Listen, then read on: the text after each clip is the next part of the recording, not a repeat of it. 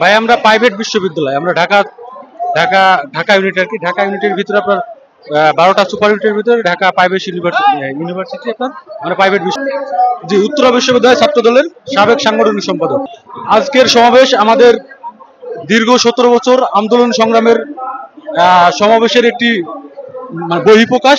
আমরা দীর্ঘ 17 বছর ছাত্রদল যে সংগ্রাম, ত্যাগ, মানে বাংলাদেশ বাংলাদেশ এবং বাংলাদেশের সার্বভৌমত্ব এবং গণতন্ত্র প্রতিষ্ঠার জন্য যে ত্যাগ, এই ত্যাগের প্রতিফলন হিসাবে আজকের এই সমাবেশ। এবং এই সমাবেশে শুধু ছাত্র দলের কর্মীরা, সারা বাংলাদেশ থেকে অসাধারণ সাধারণ ছাত্র এবং শিক্ষার্থী সহ আপনারা আজকে এখানে উপস্থিত হয়েছে। এবং আমাদের যে উদ্দেশ্য, সেই উদ্দেশ্য হচ্ছে দেশনায়ক জনাব তারেক রহমানের 31 দফার বাস্তবায়নের মাধ্যমে বাংলাদেশকে একটি আধুনিক এবং সমৃদ্ধশালী বাংলাদেশে রূপান্তর করার মাধ্যমে বাংলাদেশে 18 কোটি মানুষের বাক স্বাধীনতা, সর্বভৌমত্ব এবং তাদের ভোটার অধিকার ফিরে দেওয়ার মাধ্যমে আমরা একটি সুন্দর বাংলাদেশ গঠন করতে চাই। এবং এই বাংলাদেশের 56,000 বর্গমাইলের প্রতিটি মানুষকে তাদের স্বাধীনতা, তাদের ভোটার অধিকার, তাদের মৌলিক অধিকার সহ একটি সুষ্ঠু, আধুনিক, স্বনির্ভর বাংলাদেশ হিসেবে গড়ে তুলতে চাই।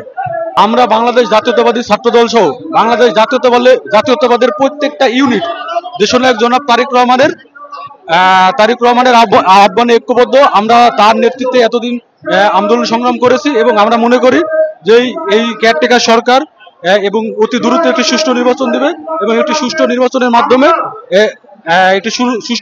মাধ্যমে আগে একটি জাতীয় সরকার গঠন হবে এবং এই জাতীয় সরকারই বাংলাদেশ পরিচালনা সহ আগামী বাংলাদেশকে নিয়ে চিন্তা ভাবনা করবে এবং বাংলাদেশকে সুসংগঠিত করবে।